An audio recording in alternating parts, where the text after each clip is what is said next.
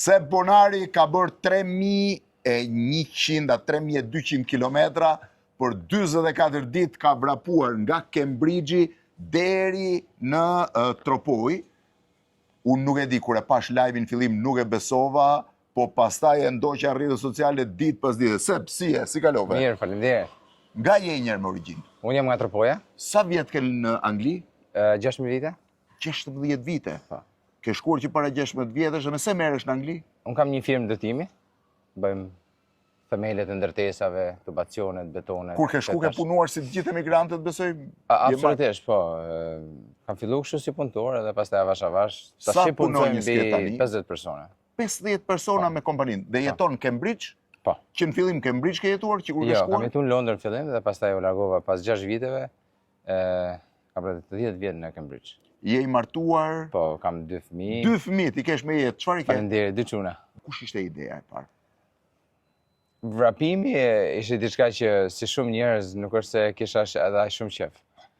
Gjithmonë kam qenë aktiv, por unë gjithmonë kam dash të heq barkun tim, domethënë sikur kam qenë diku 15 vjeç. Unë duhet ta heq barkun, po s'po heq dot. Bo 3.000 kilometra dhe ta heq sigur. Po 3.000 kilometra i bie sa, unë duhet vrapoj, ti ke vrapuar 44, unë duhet vrapoj 100 ditë. 10 orë mesatarisht çdo ditë në vap. 10 orë çdo ditë. Po si e nisi njerë? Para 2 vjetë e gjysmë me idenë për të hequr barkun. Kisha një punë 60 km larg. Edhe i thasha 3 trajnerë 60 km larg nga shtëpia ku banoja. Edhe? Edhe ai trajneri më thoshte bë këtë ushtrimet, siç i bëshin pas një 3 muajve. Mërziti pak edhe thashun, a di ç'është puna, thash nuk hiqet barku kështu mi kjo, thash, kam një punë 60 km, thash do vrapoj atje sot. Nuk do ecë makinë. Edhe më tha mu tha se bën dot.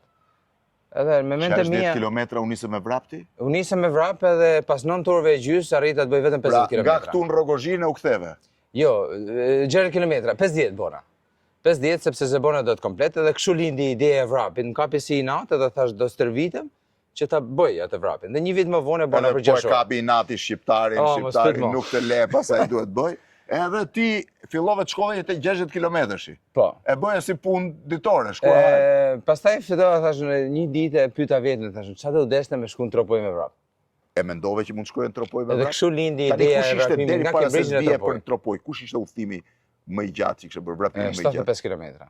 75 km. Po, pa ndalu. Po aty rreth Cambridge. Po ndryshe të vraposh në Angli, që është temperatura më e përshtatshme, terreni është i rrafsht, pothuajse.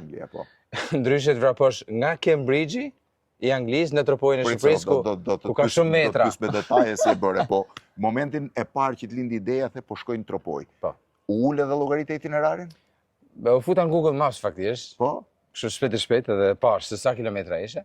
Edhe thoshte që ishte 2300. Po zgjodhe një itinerar se ka disa mënyra. Ka disa mënyra, po ideja domethënë ishte ke parasysh thjesht si koncept.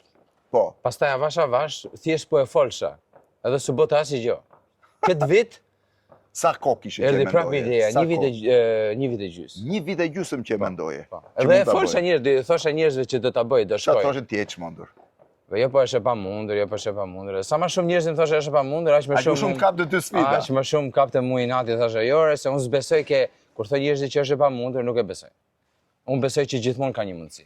Dhe një ditë e planifikove dhe le ditën e nisje, se pastaj gjëja bëhet konkrete. E vendosa domethënë që do bëhet, fillova punësoj njerëz sepse thash diçka do punoj mençëm. Nuk do punoj fort, por do punoj mençëm dhe edhe fort. Po. Edhe punësova njerëz. Për çfarë? Mora një trajner vrapimi.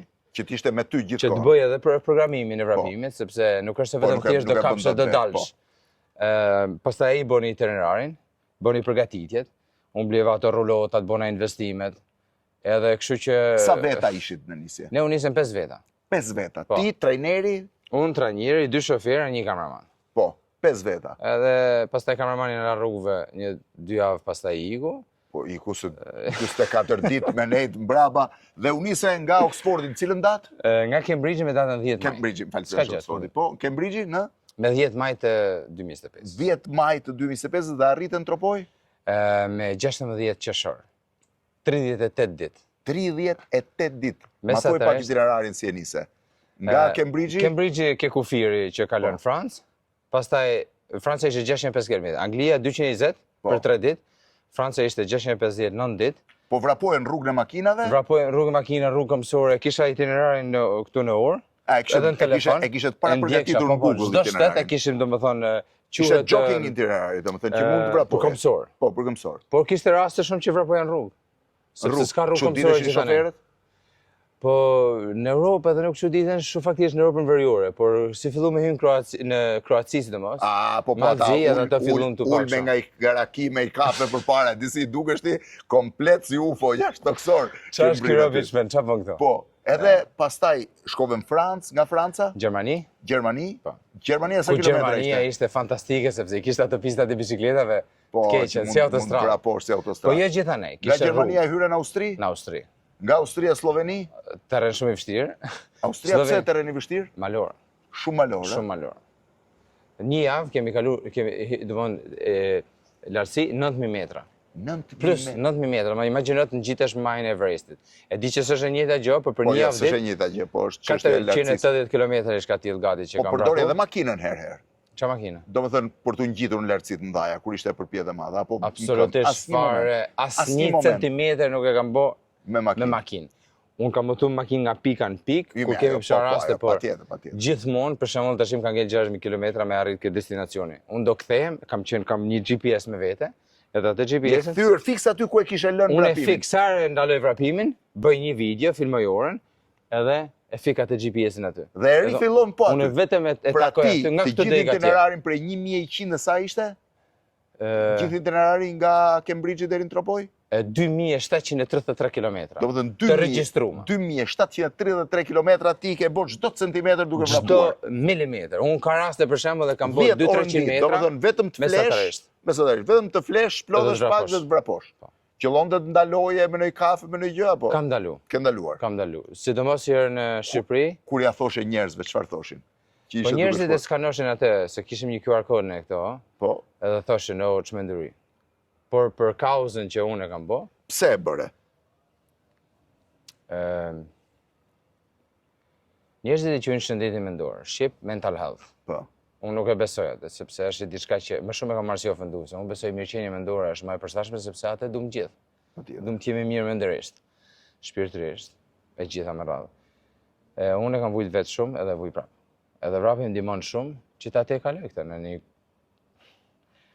periudhë ditore, edhe duhet të shpërndaj këtë mesazh që sepse ka shumë njerëz që kanë ëndra, që duan të arrisin majet e majeve të suksesit, por ka shumë njerëz që edhe nuk dalin dot nga dhoma e tyre, sepse janë të bllokuar me një farë mënyre emocionalisht dhe shpirtërisht. Po edhe për një lloj qetësie psiqike kur vrapon ti ikën stresit në një farë mënyre.